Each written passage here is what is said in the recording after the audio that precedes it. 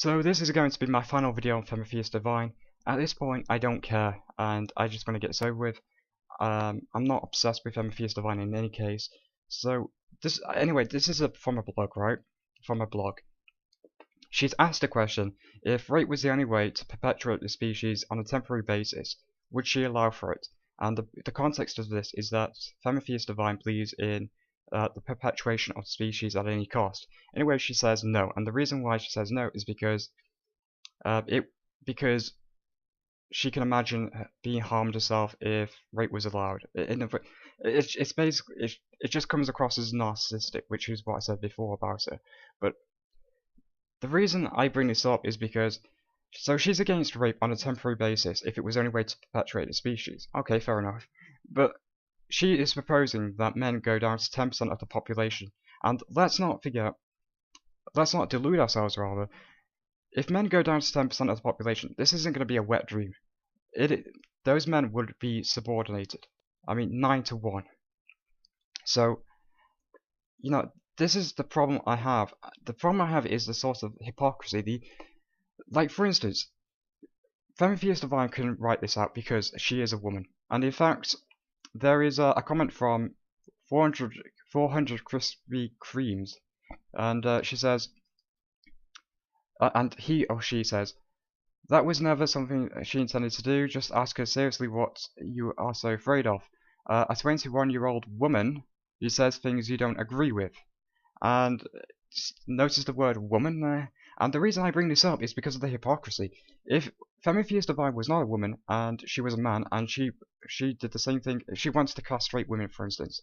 If she did that, or he in this case, he would be in prison for inciting hatred or for inciting, basically for the same reasons that gamer got thrown in prison for making a false terrorist threat or something.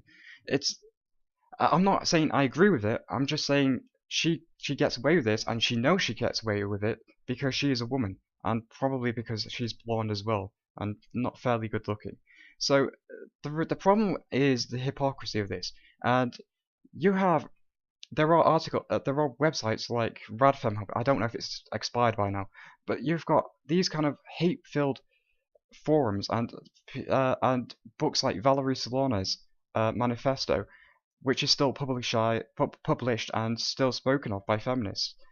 And yet it's men who get criticized for so-called misogyny on the internet. Like, if you criticize Anita Sarkeesian, well, that's misogyny. It is this kind of double standard that really pisses me off. This is the problem. This is why the MRA exists, because of these double standards. For the past past month or so, we've had countless Elite Roger articles linking him with the MRA when there is no link. We have been libeled.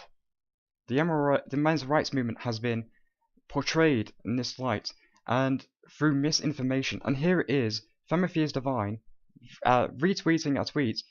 She read the tweet, she knew it was false, and she retweeted it anyway, knowing that 12,000 plus followers would lord it up. And I call her out on that. I called her out on that, and I'm the bad guy here for pointing out the blatant hypocrisy of what she blames the men's rights movement. Well, you know what? I don't mind the men's rights movement being held to a high standard. In fact, I welcome it. But we are not going to be punished for that. We're not going to be punished for having a high standard put onto us. And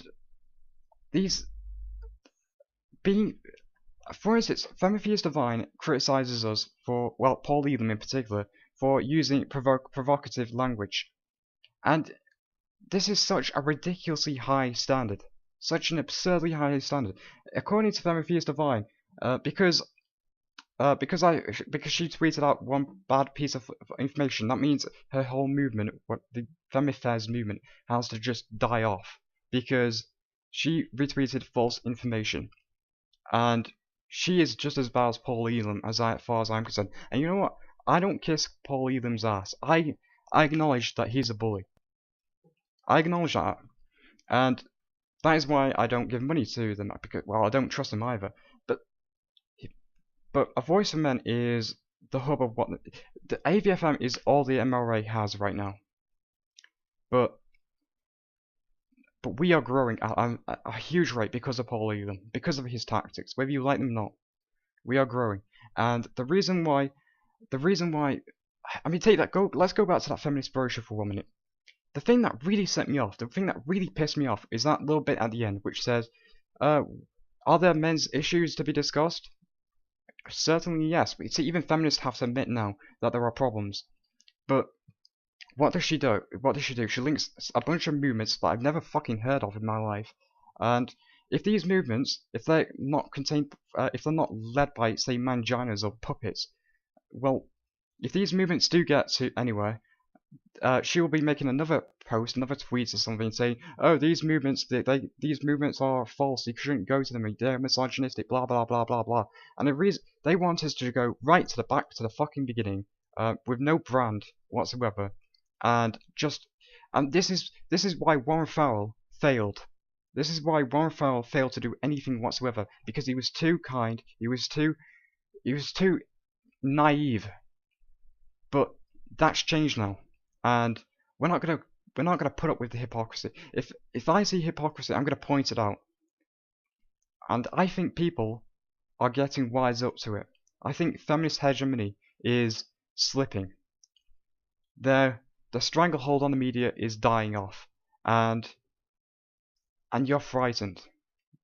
The feminist movement is frightened, and Feminist Divine may not be a feminist, but she is a female supremacist. Hopefully that'll be the final video I make on her.